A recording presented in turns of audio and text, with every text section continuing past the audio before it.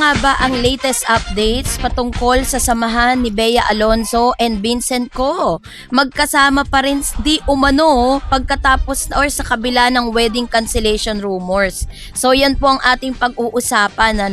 So bago yan, if you haven't subscribed yet to my YouTube channel, please don't forget to like, share, and subscribe at i-hit mo na rin ang notification bell for more showbiz updates. Patuloy na naman laman ng usap-usapan sa social media at entertainment circles ang relasyon ni Bea Alonzo at Vincent Co matapos umugong ang balitang hindi umano natuloy ang kanilang kasal.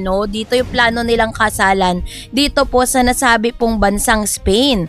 Ngunit sa gitna ng samot-saring espekulasyon, lumabas naman ang mga bagong ulat na nagsasabing nananatili pa ring matatag ang relasyon ng dalawa at patuloy nilang inaayos ang kanilang sitwasyon ng pribado. Nagsimula ang matinding intriga matapos kumalat ang mga balitang may nakatakda na umanong kasalan na magaganap sa Spain noong May 2026. Pero ayon sa ilang entertainment sources, matagal nang pinaghahandaan ng umano'y intimate ngunit marangyang wedding ceremony ng aktres at ng negosyante.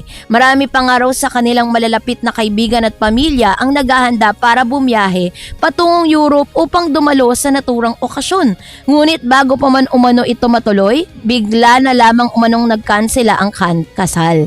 Dahil dito agad nang umugong ang mga samot-saring haka-haka tungkol sa tunay na estado ng relasyon ni Bea at Vincent. May ilang blind items at entertainment blogs na nagsasabing nagkaroon umano ng hindi pagkakaunawaan pagdating sa kanilang prenuptial agreement or prenup, bagamat wala pang direktang kumpirmasyon mula sa dalawang kampo. Naging mitya ito upang lalo pang lumaki ang kontrobersya sa social media. Sa kabila nito, may mga ulat naman na nagsasabing hindi pa rin tuluyang naghiwalay ang dalawa. Ayon sa mga source na malapit umano sa couple, patuloy pa rin silang nag-uusap at sinusubukang ayusin ang kanilang relasyon ng malayo sa mata ng publiko. Sa isang post ng Manila Bulletin Entertainment, nang sinabing still together umano sina Bea at Vincent kahit pa maraming balitang nagsasabing hindi nga natuloy ang kanilang kasal. Ayon po sa ilang insiders, naging maingat umano ang dalawa sa pagharap sa sitwasyon dahil nais nilang proteksyonan ang kanilang pribadong buhay. Hindi raw biro para sa kanila ang laki ng interes ng publiko sa kanilang relasyon, lalo na't parehong kilala sa kani-kanilang larangan sina Bea at Vincent. Si Bea Alonzo naman ay isa sa pinakakilala na aktres dito sa ating bansa. So sa loob ng maraming taon ay naging bahagi din siya ng ilan sa pinakamalaking teleserye at pelikula ng Philippine entertainment industry. Kilala siya hindi lamang sa kung anong husay, kung gaano siya kahusay sa pag-arte, kundi maging sa kanyang pagiging private pagdating sa personal na buhay. Matapos ang kanyang high-profile breakup noon kay Dominic Roque, naging maingat ang aktres sa pagbabahagi ng detalye tungkol sa kanyang bagong relasyon. Ngayon, noong 2025 lamang niya kinumpirma sa publiko ang relasyon nila ni Vincent Co. Matapos ang matagal na spekulasyon, sa isang panayam noon sinabi ni Bea na masaya siya sa kanyang love life ngunit mas pinipili niyang wag masyadong ilantad ito sa publiko.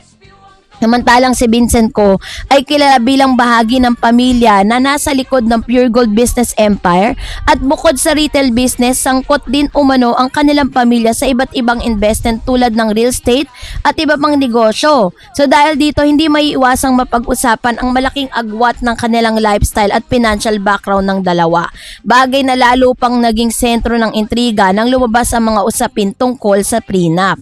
So sa ngayon po sinasabi po nila na parang although ang dami pong mga issues, ang daming mga speculation na lumalabas patungkol po sa pag-cancel ng kanilang kasal, pero may mga lumalabas din na balita na nag-uusap di umano, at meron nga tayong inilabas na balita na nanghihingi ng second chance itong si Mr. Vincent Co kay Miss Bea, which means pagkatapos po ng isang iskandalo patungkol sa di pagkatuloy ng kanilang kasal, sinusubukan po nilang mag-reunite again. Pero syempre yung mga netizen, may payo sila kay Bea, 'di ba? Na kung sakasakali mang yun naman po lang para mga opinion lang ng mga netizen at opinion ng ilang mga nagmamahal kay Miss Bea Alonzo, kasi from number 1, 'di ba? Alam naman natin na sabi po ng balita, base po sa report, meron pong 175 billion assets na financial assets, ito pong pamilya ko, 'di ba? Alam natin na mayaman siya at kumbaga parang nasa kanila na lahat, 'di ba?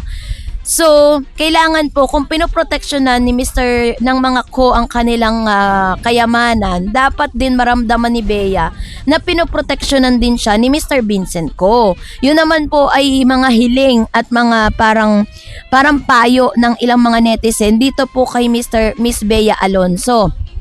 Sa social media kasi, naging hati ang opinyon ng publiko. Ilan kampi kay Bea at nagsasabing may karapatan siyang tumanggi kung may bahagi ng prenup na hindi siya komportable. Ang iba naman umaayon kay Vincent sa kanyang pamilya dahil normal umano ang prominenteng negosyante ang pagkakaroon ng ganitong legal arrangement bago ikasal.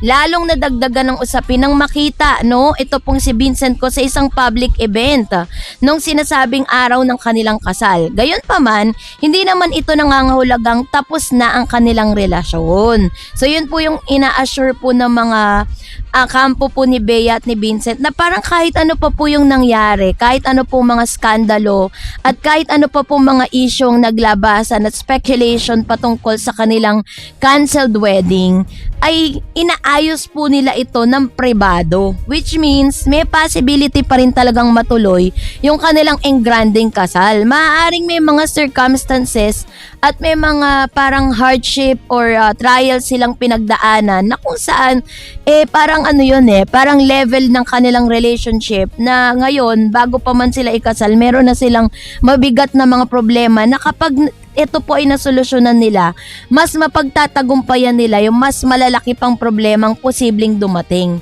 Yun ang kaibahan samantalang tayong mga ordinaryong tao, pag nagbakasal tayo wala namang prenup. Hindi natin kailangan pumirma ng prenup, walang kondisyon. Kasi ang pagmamahal, walang kondisyon yan, 'di ba? Kung talagang mahal mo ang isang tao, hindi mo naman kailangan mag-relay or di mo kailangan mag-lay down ng mga kondisyon because love is unconditional. So, ayon sa ilang observers, ay posibleng dumaraan lamang sa maselang lugto ng relasyon ng dalawa at hindi raw maikakaila na malaking hamon nito para sa kahit sinong couple.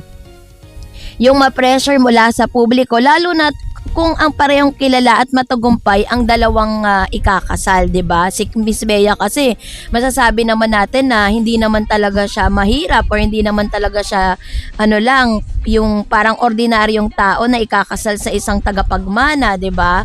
Although ang dami ko pong nababasa sa comment section na hindi kagandahan na parang imbis na dapat tayo kasi at the end of the day si Bea Alonzo dito yung parang talo, 'di ba? Nabibiktima siya ng mga ganitong klase ng arrangement. So ang dami pong mga nagko-comment sa comment section na karma daw ni Bea yan, ganyan, naulit lang daw yung history dati, ganyan, sana raw matuto na si Bea. At meron din naman talagang nagmamalasakit kay Bea at sinasabing, Bea, mag-isip ka muna, ganyan. So pag-isipan mo muna lahat na magiging desisyon mo, magiging galaw mo, 'di ba? At dapat talaga, kailangan pag-isipan yan. At the same time, bago sila magpakasal, dapat talagang talagang may understanding sila kung ano ba talaga ang dapat nilang, may rules ba talaga, may kultura ba talaga na dapat sinusundan. Meron pa talagang, or kailangan ba talaga nilang isabuhay ang Chinese rules na tinatawag, para po talagang matuloy na yung engranding kasal na yan, 'di ba? At marami pa rin talagang umaasa na maaayos pa rin nila ang kanilang relasyon. So kayo po, anong inyong saloobin patungkol dito? Mag-comment kayo sa comment section. And that's it for today. For more videos and updates, please don't forget to like and subscribe. And please don't forget to follow my Facebook page, Dareds TV and Dareds channel. God bless everyone!